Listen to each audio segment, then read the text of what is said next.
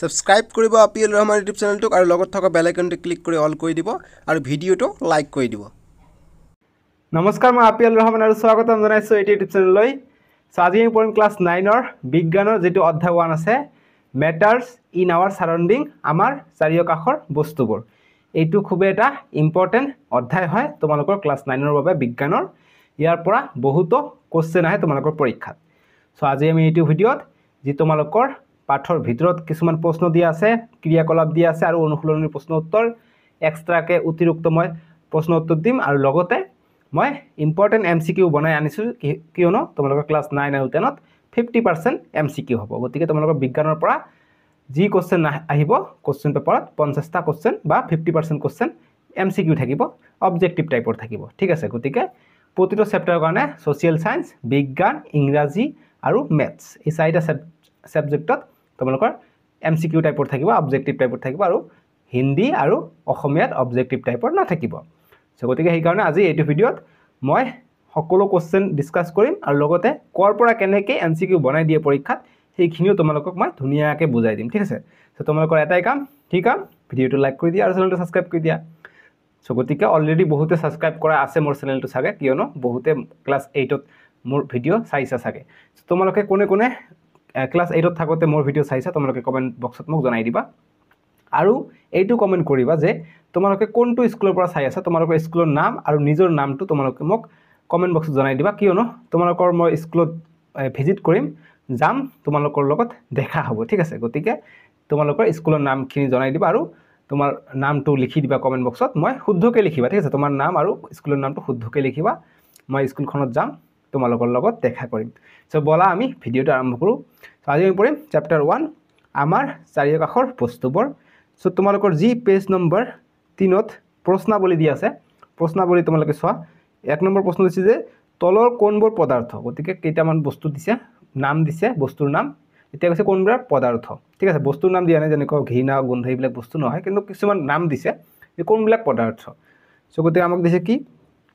যে চকী, বায়ু, প্ৰেম, গন্ধ, ঘৃণা, বাদাম, চিন্তা, ঠাণ্ডা পানীয়, সুগন্ধি দ্ৰব্যৰ সুবাস। এতিয়া আমি উত্তৰ কৰিম যে দ্ৰব্য কোনবোৰ, এইটো আমাক কৈছে, গতিকে উত্তৰ লিখিম যে চকী, বায়ু, বাদাম, ঠাণ্ডা পানীয় এইবিলাক হৈছে কি পদাৰ্থ। বাকী যি প্ৰেম আছে, ঘৃণা আছে, গন্ধ আছে, এইবিলাক কি পদাৰ্থ নহয়, এইবিলাক চেণ্টহে এটা। ঠিক আছে, পদাৰ্থ কি তিনিটা, গোটা, জলীয় আৰু গেছীয়, এই তিনিটা অৱস্থাতে থাকে পদাৰ্থ। গতিকে ইয়াৰ পৰা MCQ কেনেকৈ আহিব, যে তলৰ কোনটো পদাৰ্থ নহয়, দিয়ে অপশ্যনত দিব, যে অপশ্যন এত থাকিলে চকী, অপশ্যন বিত থাকিলে বায়ু, অপশ্যন চিত থাকিলে প্ৰেম, অপশ্যন ডিত থাকিলে তোমালোকৰ ঠাণ্ডা পানীয়। গতিকে কোনটো হৈ যাব, প্ৰেমটো হৈ যাব শুদ্ধ উত্তৰটো, যে প্ৰেমটো পদাৰ্থ নহয়। এনেকৈ MCQ টাইপৰ বনাই দিব। মই অকণমান পিছত দেখাই দি আছোঁ, একেবাৰে ধুনীয়াকৈ দেখাই দিম, কি ভাবিছা? ঠিক আছে, ক্লাছ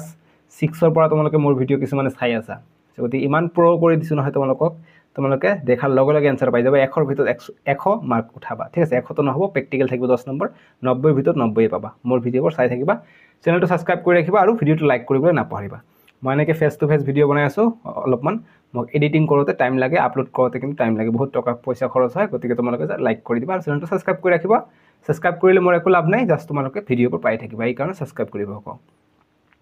এতিয়া 2 নম্বৰ প্ৰশ্ন, যে তলৰ পৰ্যবেক্ষণটোৰ কাৰণ দৰ্শোৱা। গতিকে পৰ্যবেক্ষণ কেইটামান দিছে, তাৰ কাৰণ দৰ্শাবলৈ কৈছে। পেজ নম্বৰ 3তে আছে। আমাক প্ৰশ্নটো দিছে যে উত্তপ্ত অৱস্থাত থকা বস্তুৰ গোন্ধ কেইবা মিটাৰ দূৰৰ পৰা পোৱা যায়, কিন্তু ঠাণ্ডা বস্তুৰ গোন্ধ পাবলৈ ওচৰলৈ যাব লাগে। আমি যেতিয়া কাৰোবাৰ ঘৰত যেতিয়া মাংস পকাই আমি দূৰৰ পৰা কি পাওঁ, গোন্ধ পাওঁ, সুগন্ধিত পাওঁ, কিহৰ কাৰণে? এতিয়া আমি সেইটোৰ এনচাৰ আজিহে পাম। সো উত্তৰ কৰিম, যে উত্তৰ, যে পদাৰ্থৰ কণিকাবোৰ তাপ পালে গতিশক্তি বাঢ়ে, ফলত ই বহু দূৰলৈকে বিয়পি পৰে, ফলত উত্তপ্ত অৱস্থাত থকা বস্তুৰ গোন্ধ কেইবা মিটাৰ দূৰৰ পৰা পোৱা যায়। আনহাতে ঠাণ্ডা বস্তুৰ কণিকাবোৰে বেছি দূৰ অতিক্ৰম নকৰে বাবে ইয়াৰ গোন্ধ পাবলৈ ওচৰলৈ যাব লাগে। বুজি পাইছা এতিয়া, যে গৰম বস্তু যিমানে উষ্ণতা বাঢ়ে সিমানে কাইনেটিক এনাৰ্জি বাঢ়ি যায়। কাইনেটিক এনাৰ্জি বাঢ়িলে কি হয়, তাৰ গতিশক্তি বাঢ়ে। কাইনেটিক এনাৰ্জিক অসমীয়াতকৈ গতিশক্তি। ঠিক আছে, গতিশক্তি বাঢ়ে কাৰণে পদাৰ্থৰ কণিবিলাক মানে একেবাৰে ইহঁত স্থিৰ হৈ নাথাকে, কেতিয়াও স্থিৰ হৈ নাথাকে। ঠিক আছে, লৰচৰ কৰি থাকিব ইহঁতে। ঠিক আছে, বৰ দুষ্ট, কিন্তু যেতিয়া আকৌ উষ্ণতা পাব আকৌ ইহঁতে লৰচৰ দৌৰি ফুৰে পূৰা। তাৰপিছত 3 নম্বৰ প্ৰশ্নটো দিছে যে এজন ডুবাৰুৱে সাঁতোৰাৰ সময়ত পুখুৰীৰ পানী ফালি সোমাই যাব পাৰে পদাৰ্থৰ কি ধৰ্মৰ ভিত্তিত এইটো সম্ভৱ গতিকে এজন ডুবাৰুৱে যেতিয়া পানী সাঁতুৰি পাৰ হৈ যায় পুখুৰীৰ পানী যদি পদাৰ্থৰ কি ধৰ্মৰ বাবে এইটো সম্ভৱ আমি উত্তৰ কৰিম যে পানীৰ আন্তঃআণৱিক ধৰ্মৰ বল কম বাবে এইটো কাৰ্যটো সম্ভৱ গতিকে পানীৰ যি মাজত আন্তঃআণৱিক বন্ধ থাকে বা বান্ধনি থাকে সেইটো কম ঠিক আছে বা বল বুলিয়ে কয় ফৰ্চটো কম এইটো এনসাৰ দিলে হৈ যাব যে পানীৰ আন্তঃআণৱিক ধৰ্মৰ বল কম বাবে কাৰ্যটো সম্ভৱ বাস দিস ইজ দা আনসাৰ এতিয়া 4 নম্বৰ প্ৰশ্নটো দিছে যে পদাৰ্থৰ কণিকাবোৰৰ বৈশিষ্ট্যবিলাক কি কি গতিকে পদাৰ্থৰ কণিকাবিলাকৰ বৈশিষ্ট্যবিলাক কি কি সো এইবিলাক মুখস্থ কৰিবা বা মনত ৰাখিবা কিয়নো ইয়াৰ পৰা এমসিকিউ বনাই দিব কেনেকৈ মই দেখাই দি আছো আমি প্ৰথম ইয়াৰ উত্তৰটো কৈ লওঁ যে পদাৰ্থৰ কণিকাবোৰৰ বৈশিষ্ট্যবোৰ হ'ল এই নম্বৰ যে পদাৰ্থৰ কণিকাবোৰৰ মাজত ব্যৱধান থাকে গতিকে পদাৰ্থবোৰৰ কণিকাৰ মাজত ব্যৱধান থাকে ঠিক আছে মানে অকমান জেগা থাকে ঠিক আছে খালি ঠাই থাকে 2 নম্বৰ যে পদাৰ্থৰ কণিকাবোৰ অনবৰতে গতি কৰি থাকে কলো নহয় যে অনবৰতে গতি কৰি থাকে ইহঁতে স্থিৰ হৈ নাথাকে তেনেকুৱা লৰা ছোৱালী আছে নহয় ক্লাছ কিছুমানে দুষ্টামি কৰি থাকে সাৰ যোৱাৰ লগে লগে অপচন 3 নম্বৰ ধৰ্মটো লিখিম যে বৈশিষ্ট্যটো লিখিম যে পদাৰ্থৰ কণিকাবোৰৰ মাজত আকৰ্ষণ আছে গতিকে বন্ধনী গঠন কৰে যে এইবিলাক আকৰ্ষণৰ কাৰণে ঠিক আছে গতিকে হাইয়েষ্ট আকৰ্ষণ যদি খুদে তেনেহলে কি হ'ব গোটা বস্তু হাইয়েষ্ট আকৰ্ষণটো বেছি জুলিয়াতকৈ হাইয়েষ্ট আকৰ্ষণ কম আছে গেছিয়ৰ পিছত জুলিয়াৰ পিছত গোটা এতিয়া যদি মই তোমালোকক কোশ্চেন সুধো চেনি তাৰ পিছত মৌৰস তাৰ পিছত যদি মই সুধো ধোৱা বায়ু গতিকে কোনটো আকৰ্ষণ বল বেছি হ'ব গতিকে হাইয়েষ্ট কম আকৰ্ষণ বল হ'ব বায়ুৰ অক্সিজেন তাৰ পিছত হ'ব কি ধোৱাৰ হ'ব ধোৱাত বহুত অলাগতিয়াল কাৰ্বন ডাই বহুত গেছ থাকে ধোৱা তাৰ পিছত আহিব তোমালোকৰ ৰস তাৰ পিছত আহিব কি আহিব ৰসৰ পিছত চেনি তাৰ পিছত আহিব নেক্সট যি থাকিব গোটা বস্তু টেবিল কাঠ এইবিলাক বুজি পাইছা 4 নম্বৰ কৰিলো এতিয়া তোমালোকে কিতাপৰ পেজ নম্বৰ 6 পেজ নম্বৰ 6 ত প্ৰশ্নাৱলী দিছে প্ৰশ্নাৱলীৰ 1 নম্বৰ প্ৰশ্নটো দিছে যে পদাৰ্থৰ প্ৰতি একক আয়তনৰ ভৰৰ পৰিমাণকে ঘনত্ব বলে তোমালোকে এতিয়া কোশ্চেনো আহিব পাৰে যে ঘনত্ব কাক বলে সো উত্তৰটো কৰিব লাগিব যে পদাৰ্থৰ প্ৰতি একক আয়তনৰ ভৰৰ পৰিমাণকে ঘনত্ব বলে ঠিক আছে এতিয়া আমাক লগতে প্ৰশ্নটো লগাই দিছে যে ঘনত্ব ইজ ইকুৱেল টু ভৰ বাই আয়তন গতিকে ঘনত্বৰ এতিয়া এসআই এককটো সুধিব পাৰে গতিকে ভৰ বাই আয়তন হলে কি হ'ব ভৰৰ এসআই একক কি ভৰৰ এসআই একক হৈছে গ্ৰাম ঠিক আছে এসআই একক নুখুধিব যে ভৰ ঘনত্ব একক এইটো তোমালোকৰ ক্লাস 10 ত গৈ লাগিব ঠিক আছে যেহেতু কিতাপত এতিয়া ইনক্লুড কৰা নাই গতিকে এইটো বিষয়ে মই নকওঁ তোমালোকৰ এইটো ভৰৰ একক আৰু আয়তনৰ একক ডিভাইড হৈ যাব ঠিক আছে ইনভাৰ্সত আহিব গতিকে ইনভাৰ্সৰ কথাটো আমি তোমালোকৰ চেপ্টাৰ 9 ত গৈ পাম গতিকে চেপ্টাৰ 9 ত গৈ এইটো ডিসকাস কৰিম ইয়াত ডিসকাস কৰি তোমালোকক মই খিচৰি খুৱাব বিচৰা নাই নহলে তোমালোকৰ দিমাগটোৱে খিচৰি হৈ যাব যি কি নহওক আমি ঘনত্ব কাক বলে কৈছো কাৰণ আমাৰ কোশ্চেনটো ইয়াত দিছে যে তলৰ পদাৰ্থবোৰ ঘনত্বৰ ঊৰ্ধ্বক্ৰমত সজোৱা বায়ু চিমনিৰ পৰা ওলোৱা ধোৱা মৌ পানী চকমাটি কপাহ লোহ মই অকমান আগতে ডিসকাস কৰিলছোন গতিকে ঘনত্বৰ ঊৰ্ধ্বক্ৰম বা আকৰ্ষণ কৰণ যদি কয় একেই কথা হয় যিমান আকৰ্ষণ হ'ব সিমানে ঘনত্বটো বেছি হ'ব গতিকে উত্তৰ কৰিম যে সবচেয়ে কম ঘনত্ব হ'ব বায়ু তাৰ পিছত হ'ব চিমনিৰ পৰা ওলোৱা ধোৱা তাৰ পিছত হ'ব কপাহ তাৰ পিছত হ'ব পানী তাৰ পিছত হ'ব মৌ তাৰ পিছত হ'ব চকমাটি তাৰ পিছত হ'ব লোহ বা আইৰন বুজি পালো এতিয়া এইখিনিৰ ওপৰত এটা এমসিকিউ এনেকুৱা ধৰণৰ আহিব পাৰে মই এমসিকিউটো বনাই দিছো যে নিম্নলিখিত কোনটো আকৰ্ষণ শক্তি সঠিক কৰম গতিকে নিম্নলিখিত কোনটো আকৰ্ষণ শক্তিৰ সঠিক কৰম গতিকে আমাক দিছে পানীৰ আকৰ্ষণটো বেছি বায়ুতকৈ আৰু বালিতকৈ গতিকে বায়ুতকৈ পানীৰ ঠিক আছে বেছি কিন্তু বালিতকৈ নহয় গতিকে বালি গোটা হয় গতিকে বালি হাইয়েষ্ট বেছি হ'ব লাগিছিল কিন্তু ইয়াত আছে হাইয়েষ্ট কম গতিকে এইটো অপচন নহব 2 নম্বৰ অপচন দিছে যে বায়ুৰ হাইয়েষ্ট বেছি পানী শ্ৰেণীতকৈ বায়ুৰ হাইয়েষ্ট বেছি গতিকে এইটো ভুল এইটো নহয় বায়ু সবতকৈ কম গতিকে বায়ু নহব তাৰ পিছত নিমখ দিছে নিমখৰ বেছি তাৰ পিছত পানীৰ তাৰ পিছত ৰস এইটোও নহব ঠিক আছে যেহেতু নিমখটো ঠিক আছে নিমখ বেছি আছে কিন্তু যি ৰস আছে ৰসৰ বেছি পানীতকৈ গতিকে ৰসটো সেকেন্ড নম্বৰ থাকিলে এইটো ৰাইট হলে হয় ঠিক আছে ৰসৰ যে আকৰ্ষণ বা ঘনত্ব সেইটো বেছি পানীতকৈ গতিকে এটা আগত থাকিব লাগিছিল সিও নহব ডি হৈ যাব আমাৰ শুদ্ধ কিয়নো প্ৰথমত বায়ু তাৰ পিছত পানী তাৰ পিছত চেনি বাস এইটো শুদ্ধ কেনেকৈ এমসিকিউ আহিব পাৰে তোমালোকে আইডিয়াটো চাগে পাই গলা তোমালোকৰ প্ৰশ্নৰ পৰা কিন্তু এমসিকিউ বনাই দিব তাৰপিছত এইটো চেপ্টাৰত পঞ্চতন্ত্ৰ বিষয়ে উল্লেখ আছে এইবিলাক তাৰপিছত তোমালোকৰ পাঠৰ নিচত কিছুমান একক দিয়া আছে এসআই একক 1 এটমস্ফিয়াৰিক প্ৰেছাৰ মানে কিমান 1.01 * 10⁵ পাস্কেল পিএ পাস্কেল সূত্ৰ পাস্কেলৰ কিহৰ একক এনেকুৱা ধৰণৰ এমসিকিউ আহিব ঠিক আছে গতিকে সম্পূৰ্ণখিনি মই লৈ আহিছো তোমালোকৰ বাবে তোমালোকে জাস্ট ভিডিওটো লাইক কৰি দিবা যি কি নহওক এতিয়া আৰু নেক্সট মই এটা এমসিকিউ লৈ আহিছো যে এমসিকিউ যে তলৰ কোনটো পদাৰ্থৰ ঘনত্ব আটাইতকৈ কম গতিকে তলৰ কোনটো পদাৰ্থৰ ঘনত্ব আটাইতকৈ কম গতিকে ওপৰৰ MCQটোৰ উত্তৰ অপশ্যন ডি হৈ যাব ঠিক আছে অপশ্যন ডি গতিকে নেক্সট কৈছে এতিয়া কোনটো আটাইতকৈ কম গতিকে আটাইতকৈ কম কোনটো কম গতিকে পানী ধোৱা কপা নে বায়ু গতিকে অপশ্যন এ হৈ যাব ৰাইট এনসাৰ বায়ুৰ আটাইতকৈ কম ঘনত্ব আকৰ্ষণ বল কম গতিকে অপশ্যন এ হৈ যাব ইয়াৰ কাৰেক্ট এনসাৰ তাৰপিছত 2 নম্বৰৰ প্ৰশ্নবিলাক দিছে যে পদাৰ্থ বিভিন্ন অৱস্থাৰ বৈশিষ্ট্যবোৰ পাৰ্থক্য দেখুৱাই এখন তালিকা প্ৰস্তুত কৰা গতিকে পদাৰ্থৰ বিভিন্ন অৱস্থা কি আছে গোটা জলীয় আৰু গেছীয় তিনিটা পদাৰ্থৰ অৱস্থা আছে এই পদাৰ্থৰ অৱস্থাৰ বিলাকৰ পাৰ্থক্য দেখাবলৈ কৈছে গতিকে এতিয়া বৰ্তমান কিন্তু বৈজ্ঞানিকসকলে কি কয় পদাৰ্থৰ কিন্তু অৱস্থা কি পাঁচটা বুলি কৈ আছে যে গোটা জলীয় গেছীয়ৰ সত্ত্বেও আৰু দুটা আছে এটা হৈছে প্লাজমা আৰু এটা হৈছে বিইসি অকমান পিছত গৈ পাই আছে ঠিক আছে যে বস আইনষ্টাইন কনডেনসেশন বুলি কয় অকমান পিছতে পাম কোশ্চেনটো আৰু তাৰ ওপৰত বস্তুখিনি ৰিসাৰ্চখিনি যি কি নহওক আমি 2 নম্বৰটো সমাধান কৰিম সো প্ৰথমত মই দিছো কঠিন পদাৰ্থ ইয়াত দিছো মই কঠিন পদাৰ্থ ইয়াত দিছো মই তৰল পদাৰ্থ ইয়াত দিছো মই গেছীয় পদাৰ্থ ঠিক আছে গতিকে মই প্ৰথমত কঠিন পদাৰ্থত মই দিছো যে নিৰ্দিষ্ট চাপ আৰু উষ্ণতাত আয়তন আৰু আকাৰৰ মান নিৰ্দিষ্ট থাকে আৰু তৰল পদাৰ্থত মই লিখিছো যে নিৰ্দিষ্ট চাপ আৰু উষ্ণতাত নিৰ্দিষ্ট আয়তন আছে কিন্তু নিৰ্দিষ্ট আকাৰ নাই নিৰ্দিষ্ট চাপ আৰু উষ্ণতাত আয়তন আছে কিন্তু আকৃতি নাই যেনেকৈ পানী আমি যেটো পাত্ৰত ৰাখো হেতু পাত্ৰৰ আকাৰটো লৈ লয় গতিকে নিৰ্দিষ্ট আকাৰ নাই তাৰপিছত গেছীয় পদাৰ্থ চাম এইটো চোৱা গেছীয় পদাৰ্থৰ কাৰণে চাম যে কোনো নিৰ্দিষ্ট আকাৰ আয়তন নাই গতিকে গেছীয়ৰ আকাৰো নাই আয়তনো নাই বুজি পাইছা তাৰপিছত আমি 2 নম্বৰ পাৰ্থক্যটো চাম কঠিন পদাৰ্থৰ যে ইয়াৰ আকাৰ সহজে পৰিৱৰ্তন কৰা নাযায় গতিকে কঠিন পদাৰ্থবিলাকৰ আকাৰ সহজে পৰিৱৰ্তন কৰা নাযায় তোমালোকে পৰিৱৰ্তন কৰিব পাৰিবা নেকি কঠিন পদাৰ্থৰ এটা আকাৰ আমি কাঠৰ টুকুৰা এটা কি কঠিন পদাৰ্থ আমি পটককে এইটো আকাৰ পৰিৱৰ্তন কৰিব নোৱাৰো কিন্তু কি হয় কঠিন হয় ঠিক আছে দৃঢ় হয় কিন্তু তৰল পদাৰ্থ কি যে আকাৰ সহজে পৰিৱৰ্তন কৰিব পাৰি ঠিক আছে আৰু আনহাতে যি গেছীয় পদাৰ্থত লিখিম যে যি পাত্ৰত ৰখা হয় সেই পাত্ৰৰ হয় সেই পাত্ৰৰ আকৃতি ধাৰণ কৰে ঠিক আছে বা যি পাত্ৰত ৰখা হয় সেই পাত্ৰৰ আকৃতি ধাৰণ কৰে মই এইখিনি কাটি পাত্ৰৰ আকাৰ এইখিনি কাটি দিব ঠিক আছে এটো অকমান ডিস্টাৰ্ব হৈ আছে মই টাইপিং কৰোতে ভুল হৈ গৈছে যে লিখিবা গেছীয় পদাৰ্থৰ ক্ষেত্ৰত যে যি পাত্ৰত ৰখা হয় সেই পাত্ৰৰ আকাৰ আকৃতি ধাৰণ কৰে ঠিক আছে এইখিনি হৈ যাব বাকি ৰেড চিহ্ন দিয়াটো নিলিখিবা এইখিনি লিখিবা যে যি পাত্ৰত ৰখা হয় সেই পাত্ৰৰ আকাৰ আকৃতি ধাৰণ কৰে বুজি পালো আমি নেক্সট আমি পাৰ্থক্যটো চাম লাষ্টৰটো যি কঠিন পদাৰ্থ আছে এইবোৰ বিয়পি নপৰে বা বৈ না যায় কিন্তু জলীয় পদাৰ্থবোৰ কি যে এটা স্থানৰ পৰা আন স্থানলৈ বৈ যাব পাৰে গতি জলীয় বস্তুবোৰ বৈ যাব পাৰে আকৌ গ্যাসবোৰ কি কৰে গ্যাসবোৰ যে ই সোনকালে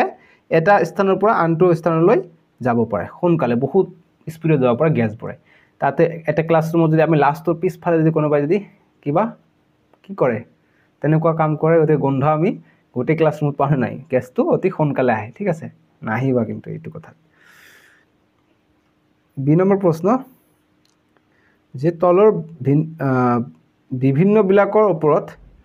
মন্তব্য দিয়া দৃঢ়তা অৰ্থাৎ ৰিজিডিটি সংকোচনশীলতা কম্প্ৰেসিবিলিটি প্ৰবাহিত আকৃতি এইবিলাকৰ ওপৰত আমাক মন্তব্য দিব কৈছে গতি আমি লিখিম বৈশিষ্ট্য লিখিছো ইয়াত কঠিন পদাৰ্থ মানে কোনটো কঠিন পদাৰ্থ আৰু জলীয় পদাৰ্থ আৰু গেছীয় পদাৰ্থৰ ক্ষেত্ৰত কোনটো কি কৰে গতি এইফালে লিখিছো বৈশিষ্ট্য এইফালে লিখিছো কঠিন পদাৰ্থ এইফালে লিখিছো তৰল পদাৰ্থ এইফালে লিখিছো গেছীয় পদাৰ্থ তোমালোকে এনেকে টেবিল বনাই লবা বহিত ঠিক আছে মই দেখা যোৱা নাই বাবে মই এনেকে এইফালে স্লাইড কৰাই দিছো সো প্ৰথমত যে আমাক দৃঢ়তা দিছে গতিকে কঠিন পদাৰ্থৰ দৃঢ়তা খুব বেছি হয় বা বহুত বেছি লিখিব পাৰা তাৰপিছত তৰল পদাৰ্থৰ খুব কম হয় বা বহুত কম হয় দৃঢ়তা আৰু যি গেছীয় আছে গেছীয় দৃঢ়তা নাই ঠিক আছে নেক্সট আমাক দিছে সংকোচনশীলতা বা সংকোচনশীল গতিকে সংকোচনশীল হাইয়েস্ট কাৰ আছে গেছৰ আছে আমি এলপিজি সিলিন্ডাৰত যে আমি সংকোচ কৰি ৰাখো নহয় এইটো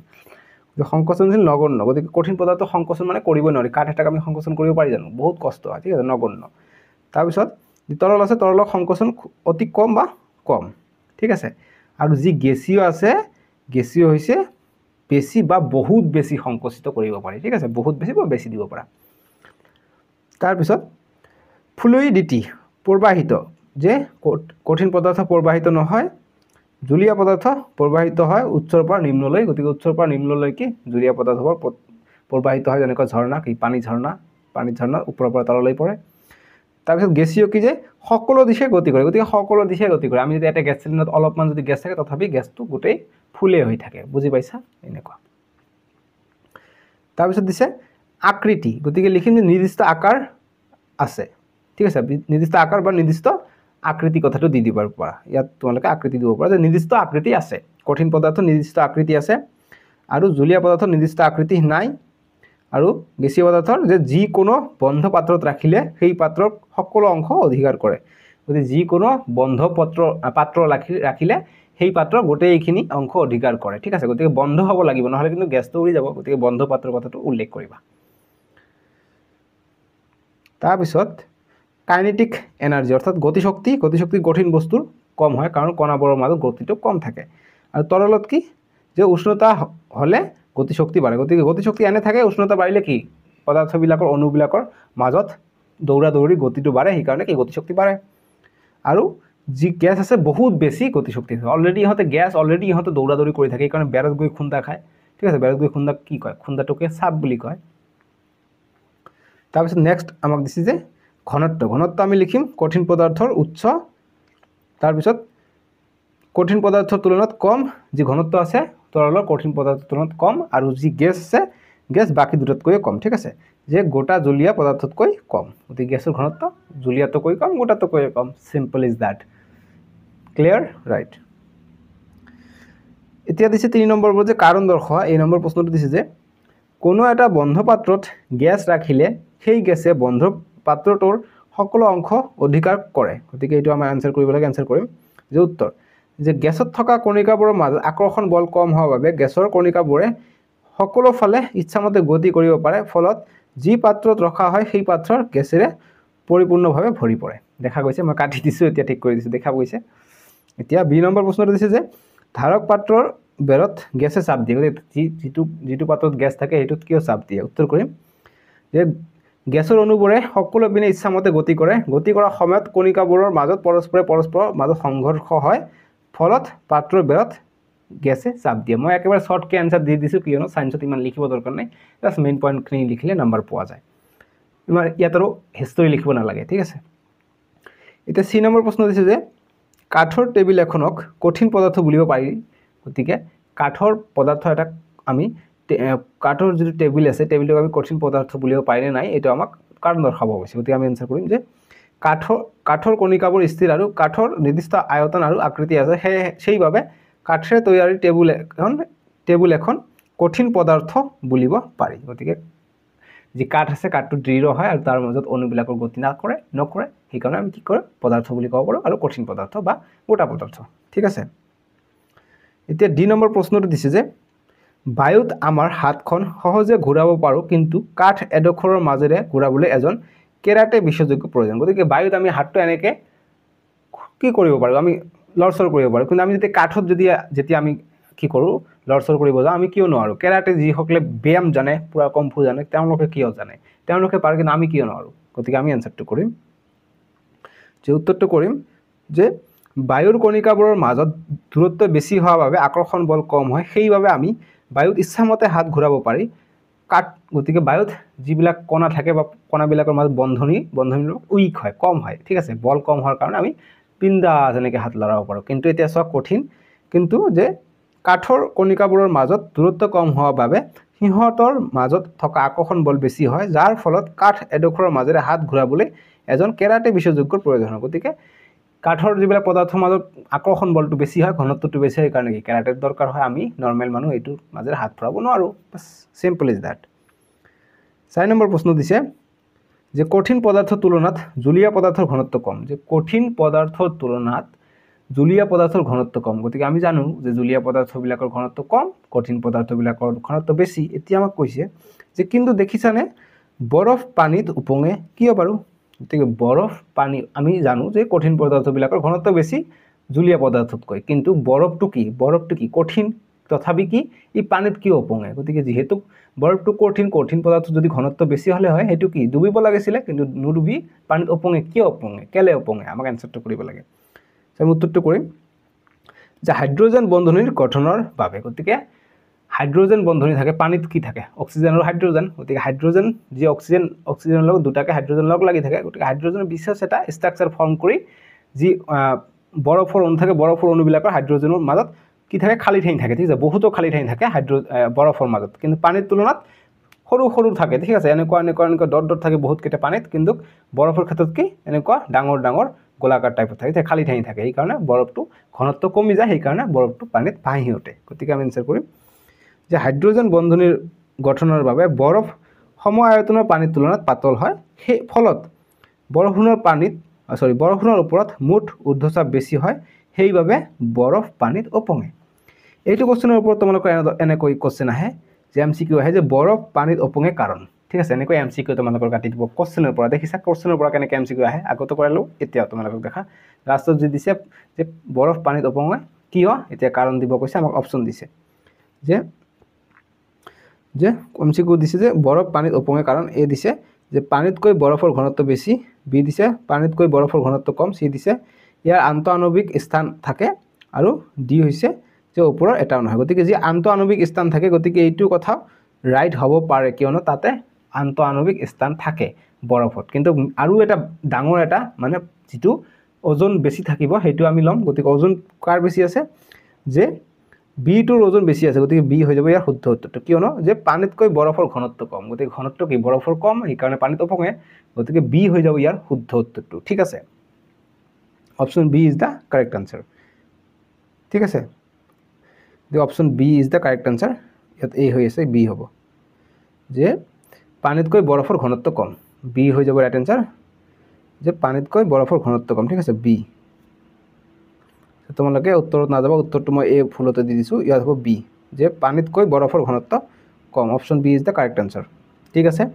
তাৰপিছত আকৌ এটা MCQ দি দিছে যে পানীৰ ঘনত্ব কিমান ডিগ্ৰী উষ্ণতাত আটাইতকৈ বেছি হয় সো গতিকে আমাক যিটো দিছে যে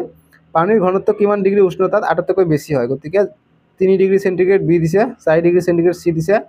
0 ডিগ্ৰী সেন্টিগ্ৰেড ডি দিছে -1 ডিগ্ৰী সেন্টিগ্ৰেড সো গতিকে পানীৰ যি ঘনত্ব আছে মনত ৰাখিবা পানীৰ ঘনত্বটো যে 0 ডিগ্ৰীত বেছি হয় বুলি না ভাবিবা কিয়নো 0 ডিগ্ৰীত কি বৰফ হৈ যায় পানীটো গতিকে পানীটো বৰফ হলে কি ঘনত্ব কম হে হয় এই কাৰণে আকৌ পানীটো উপঙে সো গতিকে 0 ডিগ্ৰীত কিন্তু ঘনত্ব বেছি নহয় 100 ডিগ্ৰীতো ঘনত্ব বেছি নহয় কিয়নো 100 ডিগ্ৰীত পানী উতলিব ষ্টাৰ্ট হয় গতিকে গেছীয় আকাৰত যাবলৈ ষ্টাৰ্ট হয় গতিকে যি 4 ডিগ্ৰী সেন্টিগ্ৰেড আছে যে 4 ডিগ্ৰী সেন্টিগ্ৰেড যদি আমি কেলভিনত লাও কিমান হ'ব 277 ডিগ্ৰী সেন্টিগ্ৰেড বা 277 কেলভিন গতিকে 277 কেলভিন বা 4 ডিগ্ৰী সেন্টিগ্ৰেডত পানীৰ ঘনত্বটো বেছি থাকে গতিকে option B is the correct answer 4 degree centigrade গতিকে পানীৰ ঘনত্ব কিমান ডিগ্ৰী উষ্ণতা আটাইতকৈ বেছি গতিকে 4 ডিগ্ৰী সেন্টিগ্ৰেড মনত থাকিব গতিকে তোমালোকৰ অপচনত 277 কেলভিন থাকিব পাৰে সো তোমালোকে এটো চাই লবা যদি আমি ইতিমধ্যে জানো যে কেলভিনৰ পৰা কেনেকৈ আমি ডিগ্ৰীত ল'ব লাগে ডিগ্ৰীত ল'বলৈ হলে কি কৰিব লাগে কেলভিনৰ পৰা বিয়োগ কৰিব লাগে আৰু যদি ডিগ্ৰীৰ পৰা কেলভিনত লওক কি কৰিব লাগে যোগ কৰিব লাগে সিম্পল ইজ দ্যাট এতিয়া পেজ নম্বৰ 9 দিছে কোশ্চেন যে তলত দিয়া উষ্ণতাবোৰ সেলসিয়াস স্কেলত প্ৰকাশ কৰা গতিকে 300 কেলভিন দিছে 573 কেলভিন দিছে গতিকে একেবাৰে সহজ গতিকে উত্তৰ লিখিম যে আমি জানো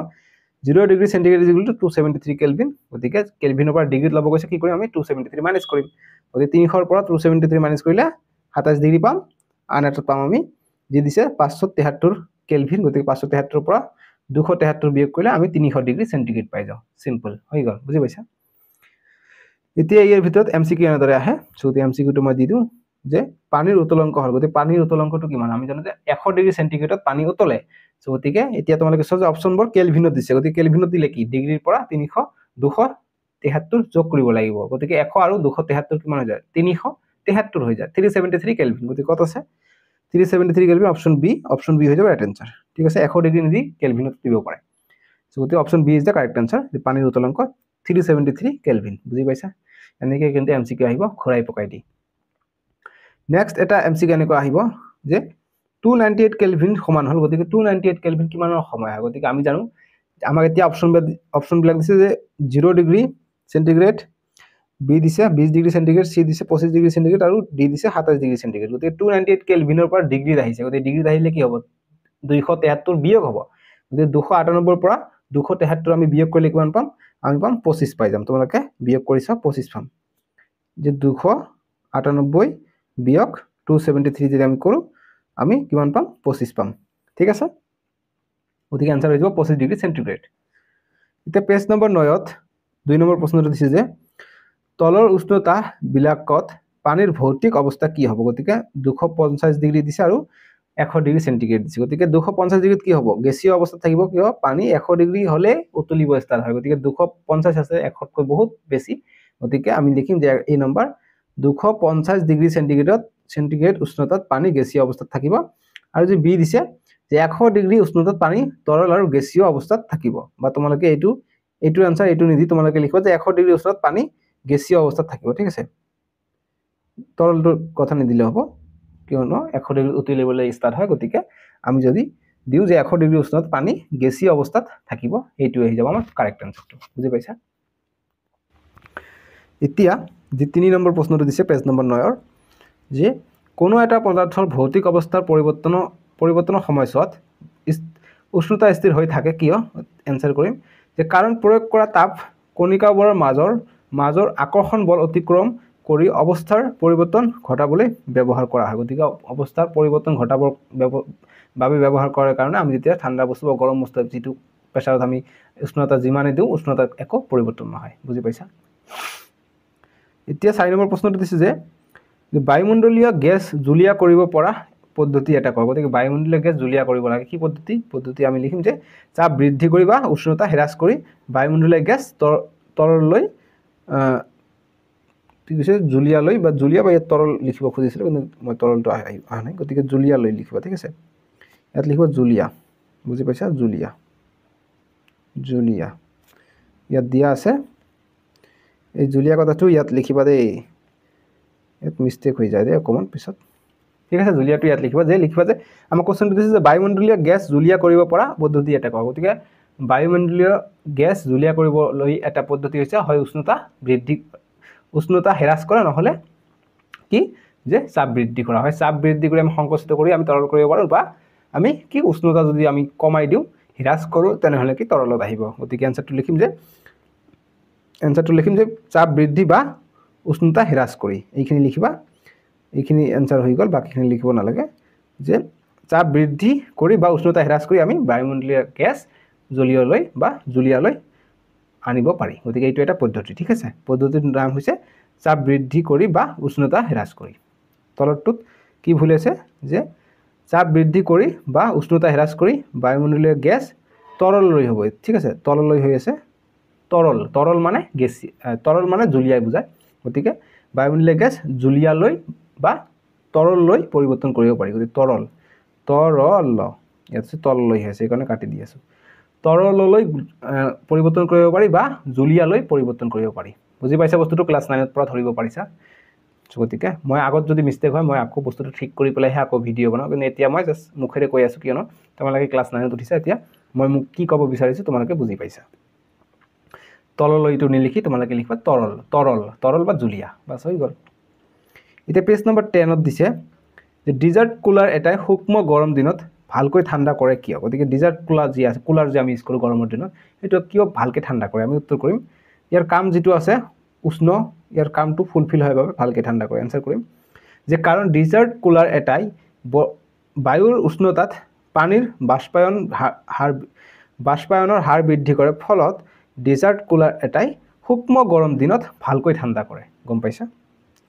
2 নম্বৰ প্ৰশ্নটো এইটো দিছে তোমালোকে এনসাৰটো চাই লোৱা ইয়াত বুজিবলৈ একো নাই জাস্ট কি গ্ৰীষ্মকালত কি কলহৰ পানী ঠাণ্ডা হৈ থাকে কিয়নো কলহৰ সৰু ছিদ্ৰৰে অকমান পানী ওলাই থাকে আৰু এইবিলাক পানী বাষ্পীভূত হয় যাৰ ফলত উষ্ণতাবোৰ ওলাই যায় যাৰ ফলত ঠাণ্ডা থাকে পঢ়ি লবা কিয়নো বহুত হৈ গল 30 মিনিট চাগে হৈ গল ভিডিওটো ইমান দীঘল ভিডিও বনাব নোৱাৰি গতিকে মই দেখাই দিও 3 নম্বৰটোৰ উত্তৰ এইটো 4 নম্বৰটোৰ উত্তৰ এইটো তোমালোকে কোনটো বুজি পোৱা নাই মোক কমেন্ট বক্সত জনাবা মই নেক্সট ভিডিওত সেইটো বুজাই দিম ঠিক আছে কিয়নো এইবিলাক জাস্ট পঢ়িলে তোমালোকে বুজি পাই যাবা ঠিক আছে এতিয়া এমসিকিউ এটা ইম্পৰ্টেন্ট দি দিছো যে বাষ্পীভৱনৰ ফলত পদাৰ্থটোৰ উষ্ণতা কি হয় বাষ্পীভৱন যদি হয় তেনেহলে কি হয় পদাৰ্থটোৰ উষ্ণতা কমি যায় হ্ৰাস হয় গতিকে এনসাৰ হ'ব বি অপচন বি হ্ৰাস হয় অপচন এ দিয়া আছিল বৃদ্ধি হয় হ্ৰাস হয় একে থাকে ওপৰৰ এটা নহয় গতিকে অপচন বি হৈ যাব হ্ৰাস হয় বাষ্পীভৱনৰ ফলত উষ্ণতা হ্ৰাস হয় গতিকে এইটো এমসিকিউ ইম্পৰ্টেন্ট হয় তোমালোকৰ ক্লাস 9 ৰ পৰীক্ষাৰ বাবে ঠিক আছে তাৰপিছত অনুসৰমিক প্ৰশ্নবিলাক দিছে সিম্পল কেলভিনৰ পৰা ডিগ্ৰীত ল'ব কৈছে গতিকে আমি 273 মাইনাস কৰি দিম আমাৰ আনসাৰ পাই যাম বুজি পাইছা 2 নম্বৰবিলাক আকৌ ডিগ্ৰী সেন্টিগ্ৰেডত দিছে গতিকে আমি 273 এড কৰিম আমি কেলভিনত পাই যাম যোগ কৰি হলে হৈ গ'ল সিম্পল কাৰণ দৰ্শক এইবিলাক আমাক দিছে যে খোলা ঠাইত নেপথিলিন বল কেইদিনমান থৈ দিলে নাইকিয়া হয় কি গতিকে খোলা ঠাইত আমি নেপথিলিন যদি ৰাখি দিওঁ কি হয় গোটাৰ পৰা ডাইৰেক্ট কি হৈ যায় জুলিয়া নহয় কি হৈ যায় গেছীয় হৈ যায় ঠিক আছে এই কাৰণে আমি এই নেপথিলিন ৰাখিলে কপ্পু যি আছে কপ্পু তোমালোকে কাপড়ত ৰাখা নিশ্চয়কে এন্দু যাতে নধৰে ঠিক আছে গতিকে তোমালোকে চাবা সেই কেইদিনমান পিছত তোমালোকে কপ্পুটো গোটা অৱস্থাত ৰাখিবা হেতু গেছীয় হৈ উৰি যাব ঠিক আছে বি নম্বৰ যে দূৰৰ পৰা আঁতৰৰ গন্ধ পোৱা যায় গতিকে দূৰৰ পৰা কিয় গন্ধ পোৱা যায় এটো আমি ডিসকাস কৰিলে আনসাৰটো উঠিছে তোমালোকে চাই লোৱা তাৰ পিছত আনসাৰটো এইফালে উঠিছে ঠিক আছে এইফালে উঠিছে হয় নাই 4 নম্বৰ প্ৰশ্ন যে কণিকাবোৰৰ মাজৰ আকৰ্ষণ বলৰ উদ্ধকৰণ সজোৱা পানী চিনি আৰু অক্সিজেন গতিকে পানী চিনি আৰু অক্সিজেনক আমি উদ্ধকৰণ সজাব গতিকে উদ্ধকৰণ সৰুৰ পৰা ডাঙৰলৈ গতিকে পানী প্ৰথমত আহিব কি পানী চিনি আৰু অক্সিজেন আছে গতিকে অক্সিজেনটো আগত আহিব তাৰ পিছত পানী তাৰ পিছত আহিব চেনি বাস আনসাৰ হৈ গ'ল তে 5 নম্বৰ বিলাক এনেকুৱা ধৰণৰ দিছে ভৌতিক অৱস্থা কি হ'ব গতিকে 25 ডিগ্ৰী সেন্টিগ্ৰেড হলে কি হ'ব তৰল অৱস্থাত থাকিব বা জলীয় অৱস্থাত থাকিব 0 ডিগ্ৰীত থাকিলে কি হ'ব 0 ডিগ্ৰীত থাকিলে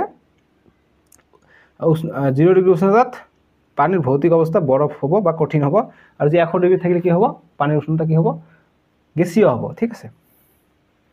6 নম্বৰ যুক্তি দৰ্শাই ব্যাখ্যা কৰা গতিকে এইবিলাক কৰিবা লাহে লাহে স্ক্ৰিন উঠাই দিও 6 এৰ আনসাৰ গল 6 এৰ কৈছে সাধাৰণ উষ্ণতা পানী জলীয়া এইটো আনসাৰ কৰিবা 6 এৰ বি2 ইয়াত দিছে গতিকে আনসাৰটো মই ইয়াত দিছি শৰ্টকে যে উষ্ণতা সাধাৰণ উষ্ণতাত লোৰ আলমাৰিটো কঠিন আনসাৰ কৰিম যে লোৰ আলমাৰিটো কঠিন কাৰণ ই এটা অনমনীয় বস্তু আৰু সংকোচনশীল নহয় ইয়াৰ নিৰ্দিষ্ট আকাৰ আৰু আয়তন আছে 7 নম্বৰ প্ৰশ্ন এইটো দিছে গতিকে তোমালোকে আনসাৰটো চাই লোৱা ধুনিয়াকৈ মই দি দিছো পাইছে আনসাৰ এতে 8 নম্বৰ প্ৰশ্নটো চোৱা যে পুতলা আৰু পানীৰ উতলা পানী আৰু ভাপৰ পানীৰ ভাপ কোনটো বেছি পৰাব গতিকে পানীৰ ভাপটোই বেছি পৰাব কেন পানীৰ ভাপত উষ্ণতা বেছি থাকে গতিকে এইটো হৈ যাব আনসাৰটো তাৰ পিছত এতিয়া অতি চমু প্ৰশ্ন উত্তৰ এইবিলাক এক্সট্ৰা প্ৰশ্ন উত্তৰ তোমালোকে চাই লবা কেলভিনৰ পৰা ডিগ্ৰী লৈ মই আকৌ তোমালোকক কৰাৰ কাৰণে দিছো আকৌ উষ্ণতাৰ পৰা কেলভিন লৈ কৰিব লাগে যেতিয়া ডিগ্ৰীৰ পৰা ডিগ্ৰী সেন্টিগ্ৰেডৰ পৰা কেলভিন আনিব লাগে কেতিয়া কি কৰিম যোগ কৰিম 273 যেতিয়া কেলভিনৰ পৰা কিহত যাম ডিগ্ৰীত যাম ডিগ্ৰী সেন্টিগ্ৰেডত যাম তেতিয়া কি কৰিম 273 মাইনাস কৰিম কিয়নো ডিগ্ৰীৰ মানটো বেছি কেলভিনৰ মান কম এইটো এটা প্ৰশ্ন ইম্পৰ্টেন্ট তলৰ উষ্ণতাত পানীৰ ভৌতিক অৱস্থা কি গতিকে এনেকুৱা ঠিক আছে এতিয়া পাঠৰ ভিতৰুৱা প্ৰশ্ন 1 নম্বৰ প্ৰশ্নটো মই লৈ আহিছো এনেকুৱা যে ভাৰতীয় দৰ্শন মতে পঞ্চতন্ত্ৰ কি এইটো ইম্পৰ্টেন্ট তোমালোকৰ এমসিকিউ কাৰণে এইটো আহিব পাৰে যে বায়ু পানী পৃথিৱী বা মাটি জুই বা অগ্নি আকাশ ঠিক আছে পৃথিৱী মাটি এইবিলাক হৈছে পঞ্চতন্ত্ৰ 1 2 3 4 1 2 3 4 5 বুজি পালো তাৰপিছত প্ৰশ্ন ইয়াত মাটি কথাটো আছে ঠিক আছে তোমালোকে কিতাপত চাই লবা যে কি আছে ইয়াত বাটো আছে মই তোমালোকক দেখাই দিও তোমালোকৰ স্ক্ৰিনত উঠিছে ঠিক আছে নেক্সট 2 নম্বৰ প্ৰশ্নটো এইটো আছে যে বৰ্তমান বৈজ্ঞানিক সকলৰ মতে পদাৰ্থৰ ভৌতিক অৱস্থা কেইটা কি গতিকে পাঁচটা বুলি লিখিম কি যে গোটা জলীয়া গেছীয় প্লাজমা আৰু লাষ্ট আছে বস আইনষ্টাইন কনডেনসেট বিইসি বুলি কয় ঠিক আছে নেক্সট প্ৰশ্ন 3 নম্বৰ যে পানী মাটি আৰু বায়ুৰ কোনবিধৰ আন্তঃআণৱিক ব্যৱধান আছে গতিকে বায়ুৰ 4 নম্বৰ প্ৰশ্নটো চাই লোৱা যি আকৰ্ষণৰ উদ্ধকৰণ কৈছে গতে প্ৰথমত আহিব অক্সিজেন তাৰ পিছত এলকহল নিমখ লৌহ হীৰা ঠিক আছে 5 নম্বৰটো যে স্পঞ্জ এটুকুৰা সহজে সংকোচিত কৰিব পাৰি কাৰণ বায়ু সোমাই থাকে ইহঁতৰ মাজত তো নেক্সট এটা ইম্পৰ্টেন্ট প্ৰশ্ন যে এলপিজি আৰু সিএনজি কি হয় উত্তৰ আমি এনেদৰে কৰিম উত্তৰ যে এলপিজি লিকুইফাইড পেট্ৰলিয়াম গ্যাস আৰু সিএনজি কম্প্ৰেসড ন্যাচাৰাল গ্যাস ক্ৰমে তৰলীকৃত পেট্ৰলিয়াম গ্যাস বুলি কয় এলপিজি আৰু সিএনজি আছে সংকোচিত প্ৰাকৃতিক গ্যাস বুলি কয় ঠিক আছে লিকুইফাইড এলপিজি আমি যি কৰো এলপিজি টো কম্প্ৰেস নহয় মই কম্প্ৰেস ভুলতে আগত কম্প্ৰেস বুলি কৈছো হেতু হৈছে লিকুইফাইড আৰু যি সিএনজি আছে হেতু হে কম্প্ৰেস সিএনজি যি গাড়ী চলাই যে সিএনজি হেতু তাৰ পিছত ঘনত্বৰ এসআই কি কিলোগ্ৰাম পাৰ মিটাৰ সো মই আগত কব বিচাৰিছিলো কিন্তু ইয়াত মই উল্লেখ কৰি দিছো এই কাৰণ কৈছিল নহয় পিছত গৈ পাবা কিন্তু ইয়াত উল্লেখ কৰি দিছো এতিয়া মই দেখা পাই আছো এইটো মই উল্লেখ কৰিছো তাৰপিছত গণনাংক কাক বলে এইটো যে যদি কয় যে 100 ডিগ্ৰী সেন্টিগ্ৰেড উষ্ণতাক এসআই এককত পৰিৱৰ্তন কৰা গতিকে যি কেলভিন আছে কেলভিনটো হৈছে এসআই একক সো গতিকে 100 ডিগ্ৰী সেন্টিগ্ৰেডক কেলভিনত কৰিলে কি হ'ব 373 বাস आंसर হৈ গলে 100 এতিয়া সম্পৰ্কটো দিছে যে 180 মানে কি 1.01 * 10^66 নহয় টি হৈ যাব ৰাইট आंसर 180 = 1.01 * 10^5 পাস্কেল ঠিক আছে 11 নম্বৰটো উত্তৰ হ'ব এইটো যে গেছ চাপৰ একক এমিটাৰ আৰু পাস্কেলৰ সম্পৰ্ক হৈছে হ'ব এইটো 1 এটমস্ফিয়াৰ ইজ ইকুৱেল টু 1.01 * 10⁵ পাস্কেল তাৰপিছত বিইসি মানে মই উল্লেখ কৰিলো যি পাঁচটা পদাৰ্থৰ অৱস্থা আছে 5 নম্বৰ অৱস্থাটো বস আইনষ্টাইন কনডেনসেট